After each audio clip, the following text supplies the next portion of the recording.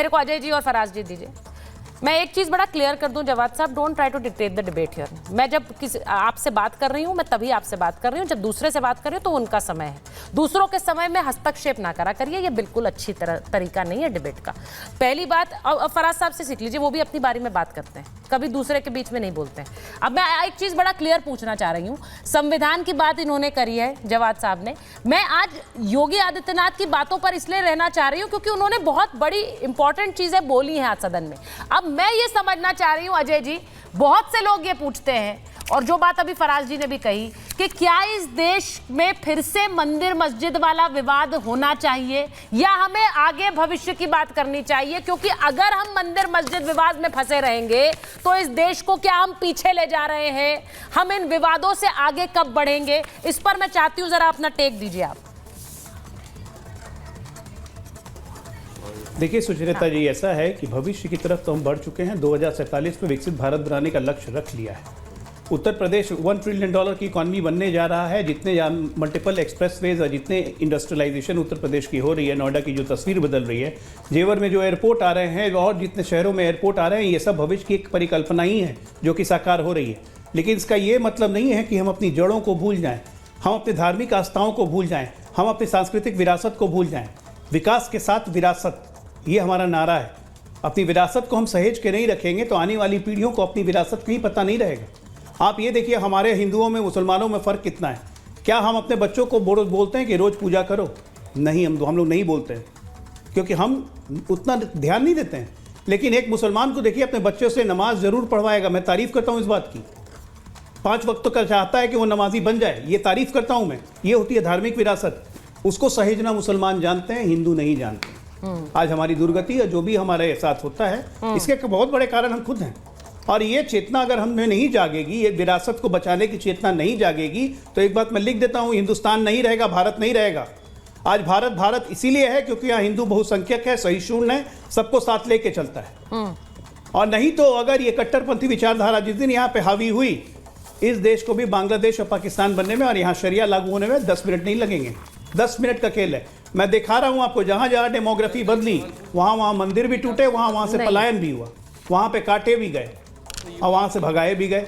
सच्चाई है। मैंने इजाजत नहीं दी आपको। और मैं मानता हूं ये हमारी आंतरिक कमजोरी है। तो इसके लिए हमें सहेजना और चेतना जागृत करना, अपनी धार्मिक विरासत को आगे ले जाना। हाँ। और साथ के साथ देश को एक प्रगति की राह पे बढ़ाने के लिए जो मिशन हम ले चुके हैं, वो काम भी चलेगा, ये काम भी चलेगा। दोनों ही जरूरी है। इसके बिना वो संभव नहीं है और बिना धार्मिक विरासत के हमारा विकास संभव नहीं है। देखिए, मैं एक चीज बोलूंगी, और फराज साहब ये इंपॉर्टेंट इसलिए भी है क्योंकि अभी अब हमारी एक राष्ट्रीय सांस्कृतिक धरोहर की बात हुई कि जब हम बात करते हैं अपने एक इतिहास की, तो ये हमारी एक राष्ट्रीय धरोहर है, एक सांस्कृतिक धरोहर है।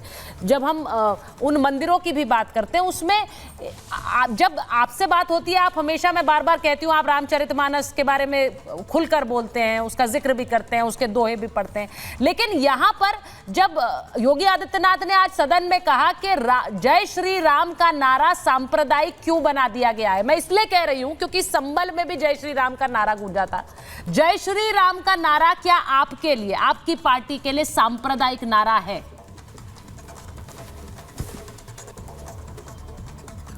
सुचारिता जी, अक्सर भारतीय जनता पार्टी के जो कट्टरपंथी लोग हैं वो कहते हैं कि नारे तकबीर अल्लाह अकबर लगाते जिहादी लोग जो हैं वो आगे बढ़ जाते हैं। नारे तकबीर अल्लाह अकबर तो मैं भी लगाता हूं, तो क्या मैं जिहादी हो गया?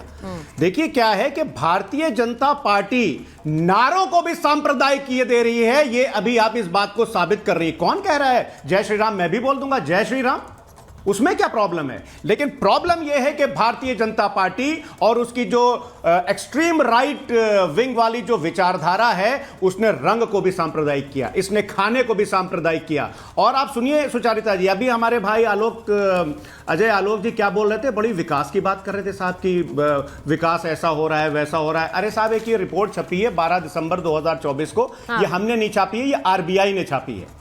इस रिपोर्ट के हिसाब से सुचारिता जी, देश के 95% लोग ये समझते हैं कि पिछले एक साल से अब महंगाई जबरदस्त बढ़ रही है। इसी रिपोर्ट के हिसाब से 88.6% लोग ये बोलते हैं कि जो स्पेंडिंग है एसेंशियल आइटम्स में, उसमें जबरदस्त तरीके का इजाफा हो चुका है। और पिछले 10 सालों में बेरोजगारी जो है वो अपनी चरम सीमा पर है। ये मैं नहीं बोल रहा हूं, ये आरबीआई की रिपोर्ट बोल रही है, आरबीआई का सर्वे बोल रहा है। आप उत्तर प्रदेश की बात कर रहे हैं Ajay ji. Economic survey of India की किताब मैंने नहीं छापी है, इसको पढ़िएगा। पेज नंबर 181 से लेकर के और पेज नंबर 188 तक उत्तर प्रदेश के बारे में क्या लिखा है, आपकी आंखें खुल जाएंगी। कहिए सिर्फ एक चीज मैं बता दूं आपको, चाहे वो मेटरनल मोर्टेलिटी रेशियो हो, चाहे वो इन्फेंट मोर्टेलिटी रेट हो, चाहे वो मोर्टेलिटी रेट हो, और तमाम चीजें इसमें लिखी हुई हैं। ठीक है, सबके सब पैरामीटर्स में उत्तर प्रदेश जो है वो पीछे से नंबर 1 पर है। आप क्या बोलते हैं? और आप देश में, मैं आपको, आपने मेरी सुचारिता जी पूरी बात नहीं सुनी थी। नहीं, मैं एक बहुत इंपॉर्टेंट चिट्ठी का जिक्र करने वाला था कि जब महात्मा गांधी जी की हत्या हुई थी, मैंने बिल्कुल दिया आपके सवाल का जवाब। मैंने बिल्कुल आपके भी सवाल का जवाब दिया और अजय आलोक जी के सवाल का भी जवाब दिया। मैं यही तो पूछ रही हूँ, इसको खुलकर बोल सकते हैं। अरे मैंने तो खुद जय श्री राम बोला। अरे मैं खुद जय श्री राम बोला। कैसी बात कर रही हैं आप?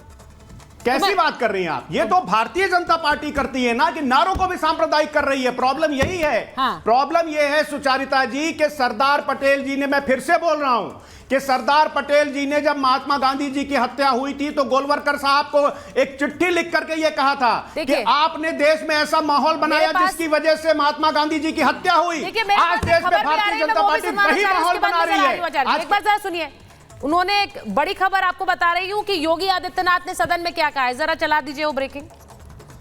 संभल में बिजली चोरी पर सीएम योगी आदित्यनाथ ने कहा है कि संभल में मस्जिदों में अवैध बिजली घर मिले हैं। मस्जिद में अवैध बिजली घर से फ्री कनेक्शन बांटे गए।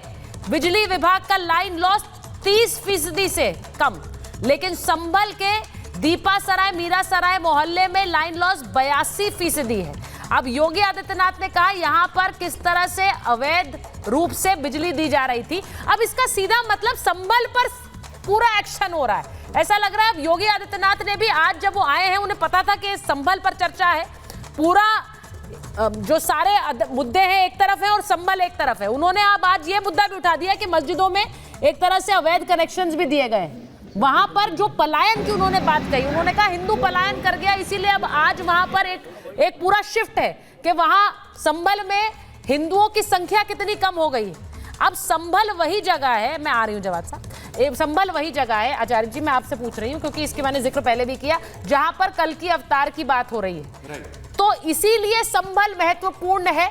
पर ऐसे तो फिर अयोध्या के बाद काशी भी इंपॉर्टेंट है, मथुरा भी इंपॉर्टेंट है, यही सवाल पूछा जाएगा। सुचारिता जी, मैं एक बात आपको बता दूं, यहीं आप ही के शो में हम लोग बैठते थे और कई सारे प्रवक्ता बैठते थे जो ये कहते थे कब तक मस्जिदों में मंदिर ढूंढोगे। मुझे तो लग रहा है घरों में ढूंढने की आवश्यकता है भाई।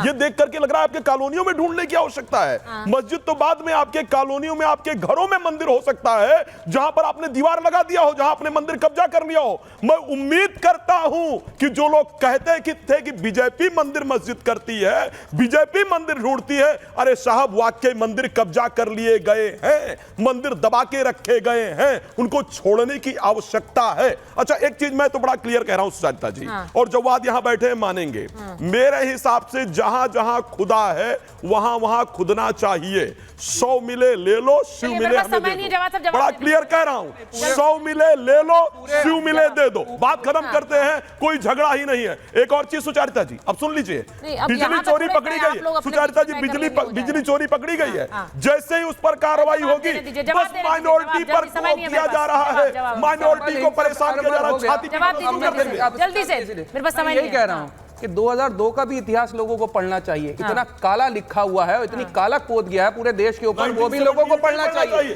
वो भी देश को पढ़ना चाहिए। इसने देश के ऊपर काला कोद दी, नहीं पढ़ना चाहिए। ये जो बात हो रही है, ये जो बात हो रही है, नहीं मेरे पास समय नहीं है, मेरे पास समय नहीं है। इतिहास तो फिर बहुत सारे खंगाले जाएंगे।